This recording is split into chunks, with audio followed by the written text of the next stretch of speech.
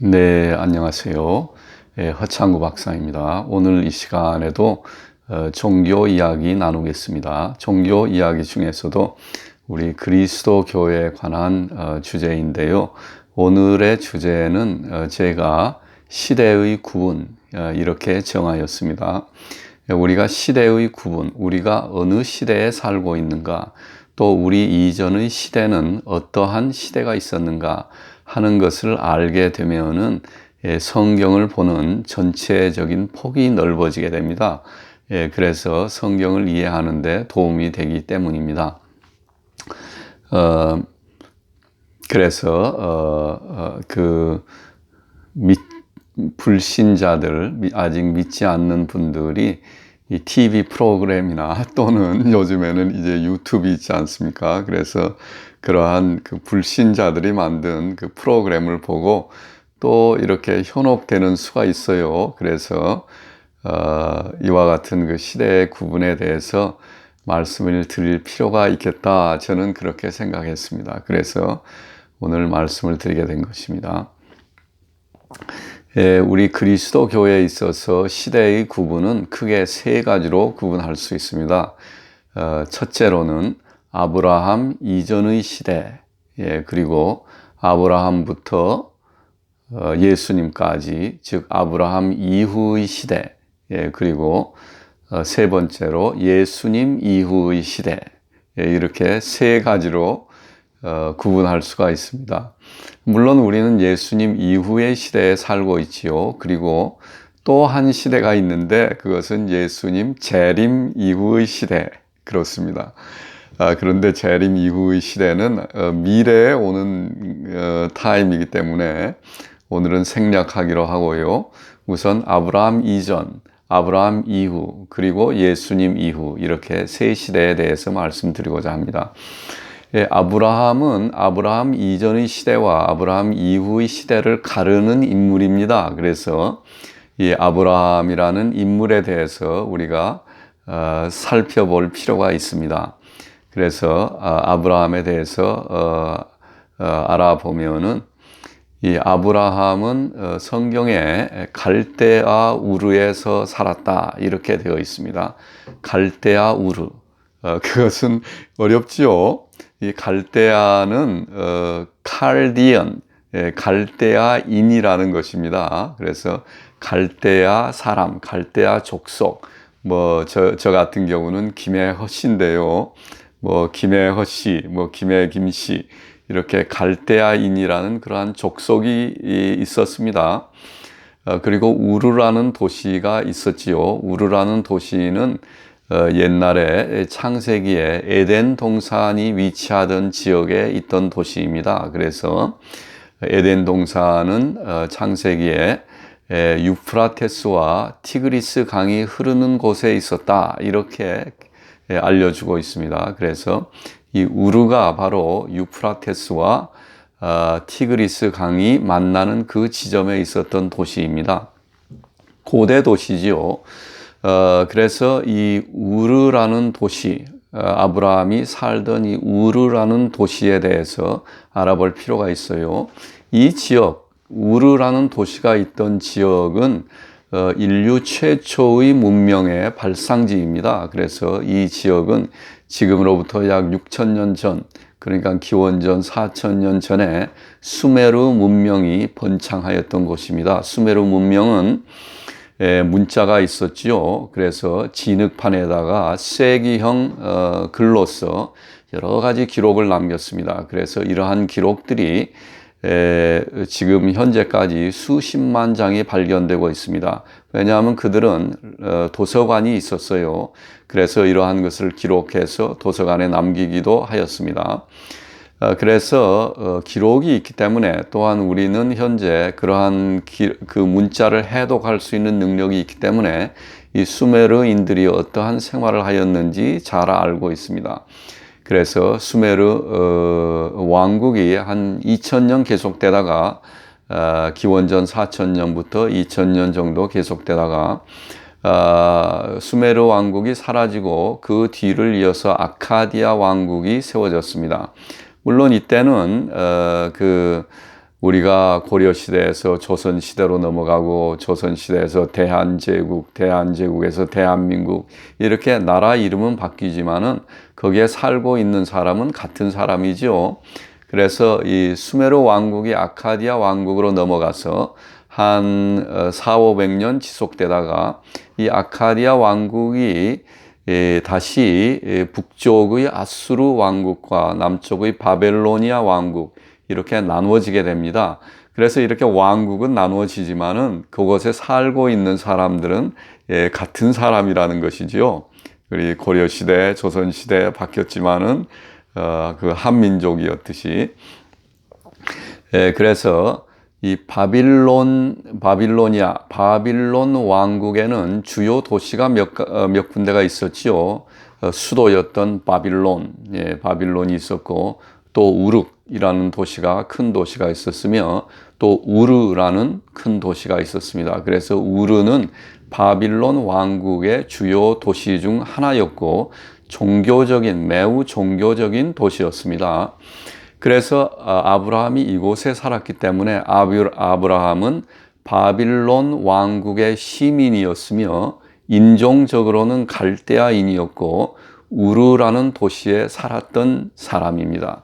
그래서 바빌론, 수메르, 아카디아, 바빌론, 우르 이러한 티그리스강, 유프라테스강 이런 지명이 역사적으로 실존하였던 지명이기 때문에 아마도 아브라함도 실존 인물이 아닐까. 우리가 물론 그때로 가서 확인할 수는 없지만은 저는 그렇게 생각하는 것입니다. 그래서 이 지역에 살던 바빌로니아 시민의 한 사람이었다 하는 것이죠. 그래서 이 아브라함이 살던 시기가 바로 기원전 1800년경입니다. 기원전 1800년경. 그때는 바로 바빌로니아를 함무라비 왕이 지배하던 시대였어요. 그래서 저의 추측으로는 아브라함은 함무라비 왕의 시대에 살던 사람이다. 저는 그렇게 추측하고 있어요. 그것은 여러 가지 증거에서도 볼 수가 있는데요. 이 지역 바빌론의 함무라비 왕의 비석이 있지 않습니까? 함무라비 법전, 그 함무라비 시대에 새겨진 그 법을 돌에다가 비석에다가 새겨놨잖아요. 그래서 그곳에 이런 말이 있습니다. 눈에는 눈, 이에는 이, 그러한 단어가 있는데요. 그러한 법이 있는데 모세에서도 아브라함의 후손인 모세의 율법에서도 눈에는 눈, 이에는 이, 이와 같은 동일한 용어가 들어 있습니다. 그리고 이 시대 바빌론 아카디안 이 시대에 또한 큰 홍수가 있었다는 기록이 있는데 바로 노아의 홍수, 우리가 창세기에서 볼 수 있는 노아의 홍수도 비슷한 맥락의 스토리라고 볼 수가 있죠.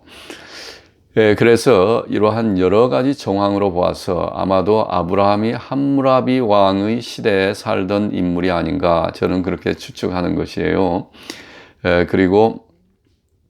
그런데 이 아브라함이라는 인물이 중요한 것은 이 당시에 아브라함이 살던 시절, 그 당시에는 이 중동 지역이 매우 종교적인 곳이었습니다. 그래서 각 도시마다 신이 있고 이 사람들이 자신의 신을 만들어서 신을 숭배하게 되었던 것이죠. 그 남부의 바빌론, 북부의 아수르, 그리고 저쪽에 이집트, 또 가나안 지역에서도 자신들의 신이 있었고요. 그래서 자신들의 신을 숭상하던 매우 종교적인, 어떻게 보면은 그들의 마음이 매우 순수하였다고도 볼 수가 있어요. 진리를 찾는 마음이 있었기 때문에 이와 같이 신을 숭상했다고 할 수 있겠습니다. 그래서 이러한 많은 종교 그리고 또 많은 신이 이렇게 있던 그런 시대에 아브라함이 이 우르라는 도시에서 살고 있었습니다. 그런데 아브라함의 아버지의 이름이 테라입니다. 그래서 그 테라를 하나님께서 어느 곳으로 가라 이렇게 했어요. 그래서 이 테라가 가던 길에 이제 그때 유프라테스 강을 따라서 쭉 올라가게 되었습니다. 그래서 지금 터키 남부에 있는 하란이라는 도시까지 갔어요. 그래서 그 도시에서 잠시 짐을 풀고 쉬고 있던 사이에 테라가 죽었습니다. 그곳에서. 지금부터 4,000년 전이기 때문에 자기의 고향을 떠나서 그 낯선 곳으로 간다는 것은 매우 위험스러운 것입니다. 우리가 한 예를 들면은 우리가 약 100년 전까지만 해도 한반도에 호랑이가 많이 있었습니다. 일제시대에. 한밤중에 100년 전에 산에 가서 산길을 간다. 이 얼마나 위험한 일입니까? 이 호랑이 같은 맹수가 있는데, 하물며 4,000년 전인데요. 이 유프라테스 강을 따라서 그 먼 길을 간다는 것이 매우 위험스러운 것이죠. 그리고 자신들의 권속을 다 데리고 이 테라가 길을 떠난 것입니다. 고향을 떠나서, 우르를 떠나서 하나님께서 보여주신 그 땅으로 가기 위해 그 먼 길을 떠난 것이죠. 물론 아브라함도 같이 갔습니다. 하지만 하란에서 이 아브라함의 아버지 테라가 죽은 것이죠. 그랬을 때 하나님께서, 이것이 이제 중요한 사건입니다. 하나님께서 아브라함에게 나타나셔서 내가 약속한 땅으로 들어가라, 이렇게 말씀을 하셨어요. 그래서 아브라함이 그 하나님의 약속을 믿고 간 곳이 바로 젖과 꿀이 흐르는 땅, 가나안 땅입니다. 그것이 바로 약속의 땅이에요. 하나님께서 약속한 땅입니다. 그래서 아브라함이 지금 현재의 이스라엘 땅인 가나안 땅에 들어가서 정착하게 된 것입니다. 예. 그런데 이 사건이 왜 중요한가 하면은, 아브라함 이전에는 제가 말씀드렸죠. 사람들이 자신의 신을 만들어서 신을 섬겼다고 말씀드렸습니다. 그런데 이제 아브라함에게 하나님이 본격적으로 자신의 모습을 보여주기 시작한 것입니다. 예, 아브라함에게 약속을 하였고, 아브라함의 후손이 하늘에 보이는 별과 같이 많도록 창대하게 되리라 하는 약속을 하셨어요. 희망적인 약속을 하신 것입니다. 당시에 아브라함은 아주 보잘것없는 사람이었어요. 아브라함의 아버지 테라도 보잘것없는 아주 노바리, 아주 모든 사람이 충분히 무시하는 그런 사람이었습니다. 그래서 지금 이때부터 이제 하나님의 계획이 4,000년 동안에 걸쳐서 계획이 진행되는 것입니다. 인류 구원의 계획이 진행이 되는데, 그 인류 구원 계획에 큰 원칙이 있어요. 하나님의. 그것은 바로 위대한 사람을 선택하지 않고 아주 작은 사람을 선택해서 하나님의 계획을 이룬다는 것입니다. 그래서 보잘것없는 아브라함을 선택한 것이죠. 그래서 아브라함에게 자기 자신을 본격적으로 보여주기 시작한 것입니다. 그래서 아브라함 이전 시대는 하나님께서 자기 자신을 감추은 시대였어요. 자기 자신을 보여주지 아니하고 사람들에 접근하지 아니하고, 그랬기 때문에 사람들이 자기 자신의 신을 만들어서 신을 숭상하고 섬겼던 것입니다. 그런데 아브라함에 와서 하나님께서 자기 자신을 보여주었기 때문에 이제 하나님과 사람과의 관계가 열리기 시작한 것입니다. 그리고 이제 아브라함의 시대가 끝나고 나서는 이제 예수님의 시대가 도래하게 되는 것이죠. 그때는 예수님을 통하여 하나님께서 모든 것을 보여주셨어요. 예, 그래서 이 하나님과 인간과의 관계의 역사는 바로 하나님의 계시가 닫혀 있는가, 열려 있는가, 아니면 완전히 열려 있는가 하는 그러한 관계입니다. 그래서 이 계시라는 말을 하기 때문에 너무나 좀 거리가 있는 그런 말이기 때문에, 이 꽃의 비유를 보지요. 꽃송이가 닫혀 있던 시기가 아브라함 이전의 시기이고, 꽃이 조금 열리는 시기가 아브라함의 시대이며, 꽃이 활짝 열렸던 시기가 바로 예수님의 시대입니다. 예수님이 오신 이후에는 꽃이 활짝 열려서 그 향기도 맡을 수 있고, 또 우리가 꽃을 보면서 감상하고 음미하고 이제 마음껏 즐길 수 있는 그런 시대가 된 것이죠.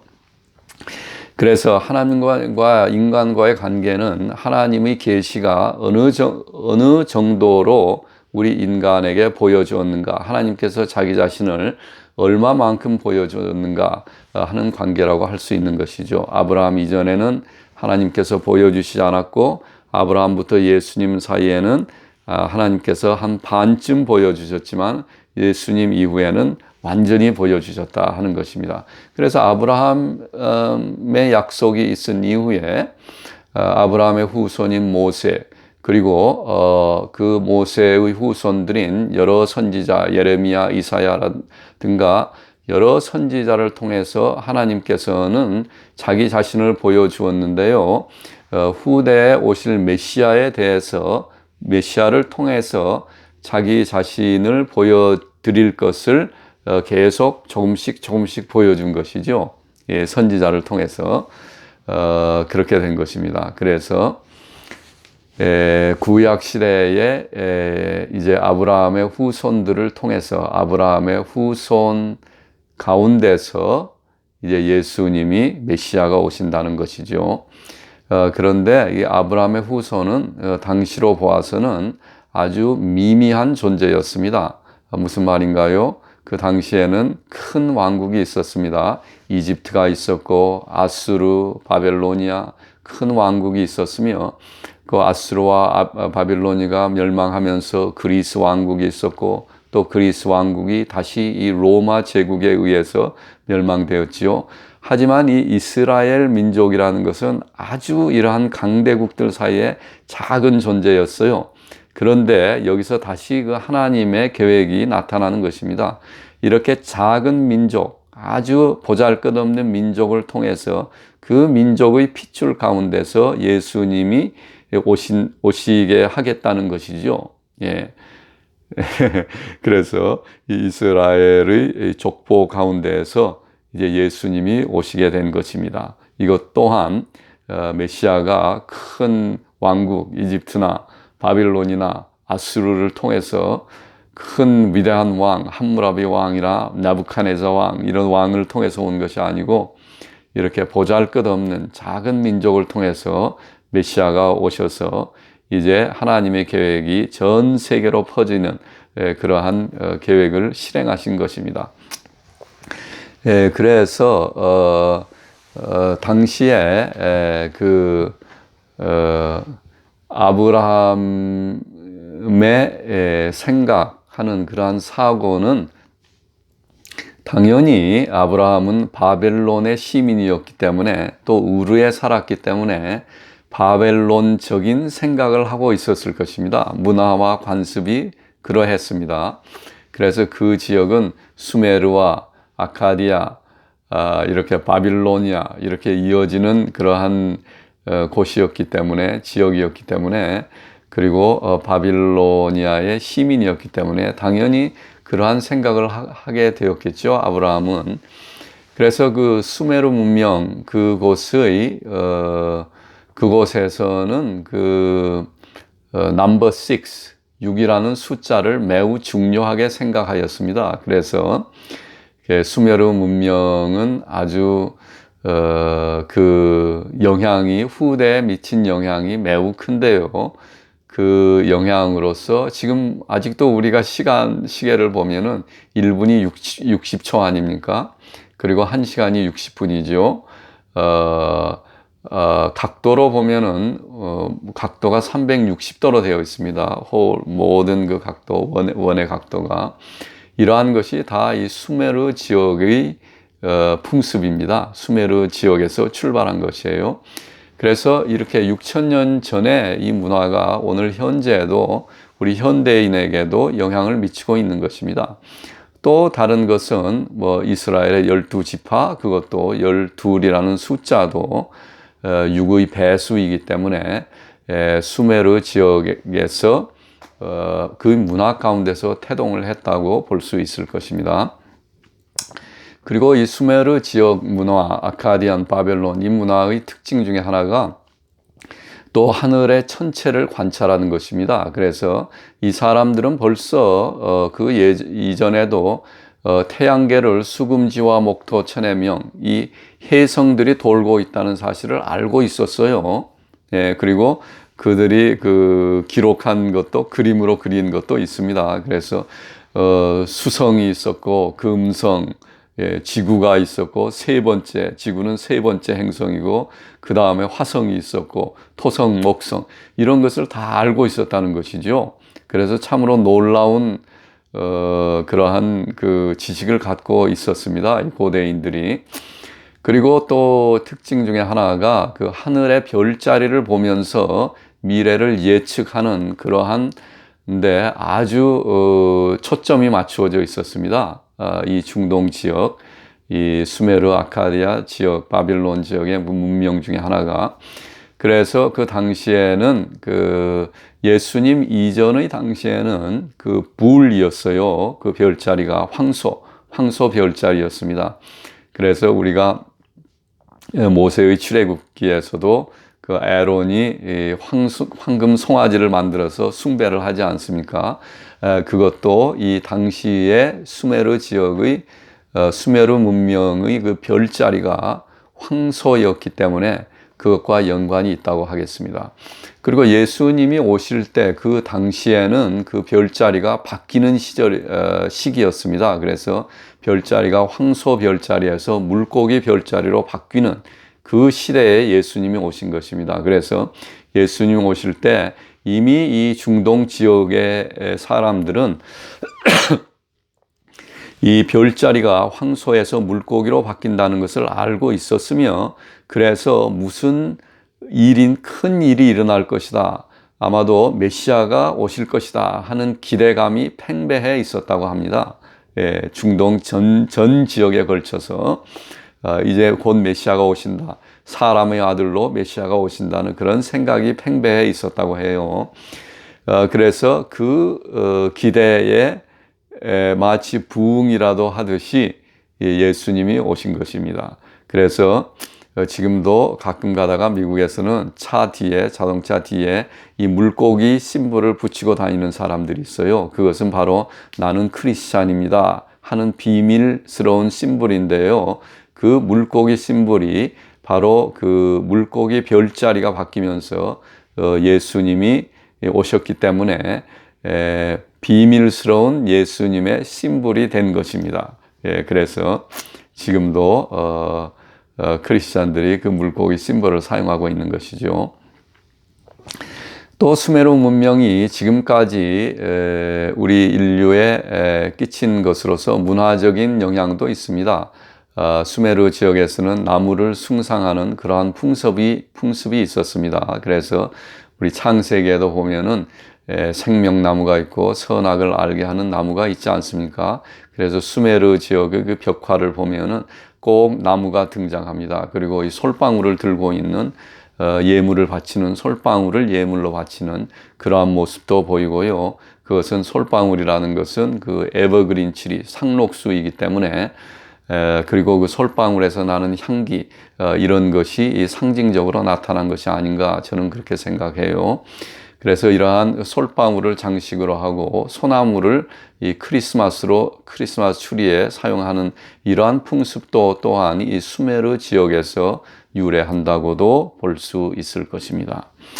예, 그래서 수메르 지역, 그 메소포타미아 지역에서 메시아가 올 것이라는 큰 기대감이 모든 종교를 초월해서 있었는데 그 종교의 그러한 기대와 갈망을 예수님께서 오심으로써 성취시킨 것입니다. 그래서 이것이 바로 참 종교의 종교가 이루는 것입니다.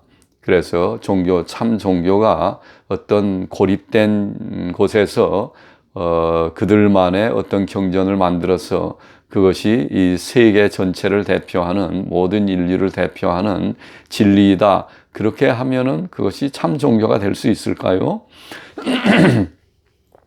하지만 여러 종교 가운데서 여러 종교의 갈망을 충족시켜야 된다는 것이죠. 참 종교는. 그래서 예수님이 오신 것은 단지 아브라함의 후손, 그 이스라엘 사람들, 구약시대 유대인들의 예언만을 성취하신 것이 아니고 그 기타 종교인들, 다른 종교인들, 그 사람들이 다른 종교를 섬겼다 해서 그 사람들이 악인이란 말은 아닙니다. 그 사람들이 순수한 마음으로 메시아를 갈망하는 마음이 있었다고 볼 수 있어요. 그래서 이러한 메시아에 대한 갈망을 예수님께서 오심으로써 충족시킨 것입니다. 예. 그래서 이제 어느덧 시간이 다 되었네요. 제가 제 스마트폰에 25분밖에는 안 되더라고요. 그래서 이제 마쳐야 하겠습니다. 오늘 제가 말씀을 드렸는데요. 여러분에게 도움이 되셨기 바랍니다. 이제 거룩하신 하나님 아버지와 사랑의 성령님과 죽기까지 희생하신 예수 그리스도의 은혜의 축복이 여러분들과 오늘 또 함께 하기 바랍니다. 감사합니다.